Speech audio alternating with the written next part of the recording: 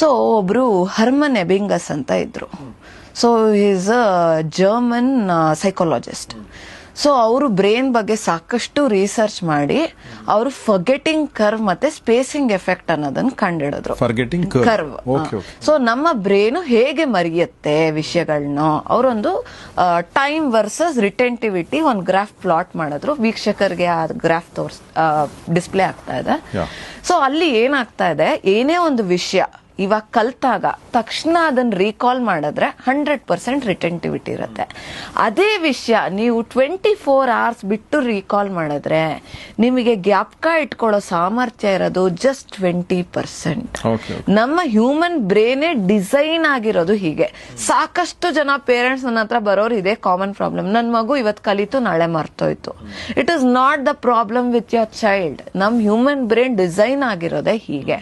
But ಅದನ್ನ ಹಾಗೆ ಬಿಟ್ಕೊಳಕ್ ಆಗತ್ತಾ? ಅದಕ್ಕೊಂದು ಫಿಕ್ಸ್ ಬೇಕಲ್ವಾ ಸರ್? ಸೊ ಅದಕ್ಕೆ ಏನ್ ಮಾಡ್ಬೇಕು? Reinforcement is the key. ಯಾಕೆ ರೀಇನ್ಫೋರ್ಸ್ ಮಾಡ್ಬೇಕು? ರೀಇನ್ಫೋರ್ಸ್ ಅಂದ್ರೆ ರಿವಿಷನ್. ಸೊ ರಿವಿಷನ್ ಅಂದ ತಕ್ಷಣ ನಾವೇನ್ ಮಾಡ್ತೀವಿ, ಇಷ್ಟ ಬಂದಾಗ ರಿವಿಷನ್ ಮಾಡ್ತೀವಿ. ಅದಕ್ಕೊಂದು ಪ್ಯಾಟ್ರನ್ ಇದೆ, ಬ್ರೈನ್ಗೆ ಒಂದು ಪ್ಯಾಟ್ರನ್ ಇದೆ.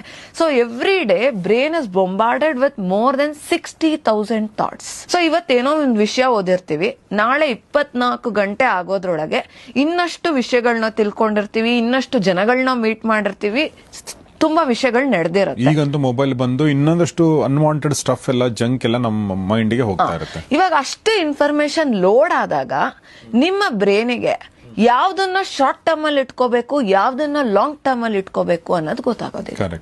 ಸೊ ಹಾಗಾಗಿ ಅದು ಸೀಪಾಗ್ತಾ ಹೋಗ್ತಾ ಇದೆ, ಅದು ಡಿಟೋರಿಯೇಟ್ ಆಗುತ್ತೆ ರಿಟೆಂಟಿವಿಟಿ.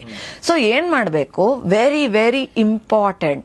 ಇವತ್ ನಾವೇನೇ ಓದಿದ್ರು ನಾಳೆ 24 ಗಂಟೆಗಳೊಳಗೆ ಅದನ್ನ ಒಂದ್ಸತಿ ರಿವಿಷನ್ ಮಾಡ್ಬೇಕು. ರಿವಿಷನ್ ಮಾಡಿದಾಗ ಏನ್ ಹೇಳ್ತಾ ಇದೀವಿ ನಮ್ ಬ್ರೈನ್ಗೆ? This is some piece of information that you need to put it into a long term. ಇದನ್ನ ಮತ್ತೆ ರಿವಿಸಿಟ್ ಮಾಡಿದಾಗ ಬ್ರೈನ್ಗೆ ಹೇಳ್ತಾ ಇದೀವಿ. ಸೊ ಅಷ್ಟು ಇನ್ಫಾರ್ಮೇಶನ್ ಲೋಡ್ ಆದಾಗ ಅದು ಗೊತ್ತಾಗಲ್ಲ ಯಾವ್ದನ್ಗೆ ಜ್ಞಾಪಕ ಇಟ್ಕೋಬೇಕು, ಯಾವ್ದನ್ಗೆ ಜ್ಞಾಪಕ ಇಟ್ಕೋಬಾರ್ದು ಅಂತ. ಸೊ ಅವಾಗ ಏನಾಗುತ್ತೆ, ಬ್ರೈನ್ಗೆ ಅರ್ಥ ಆಗುತ್ತೆ, ಓ ಇದನ್ನ ನಾನು ಲಾಂಗ್ ಟರ್ಮ್ ಅಲ್ಲಿ ಜ್ಞಾಪಕ ಇಟ್ಕೋಬೇಕು, ಯಾಕೆ ಎಕ್ಸ್ಪೋಸ್ ಮಾಡಿದೀವಿ. ಸೊ ಆವಾಗ ರಿಟೆಂಟಿವಿಟಿ ಹೆಚ್ಚಾಗಿರುತ್ತೆ. So reinforcement is a key to memory.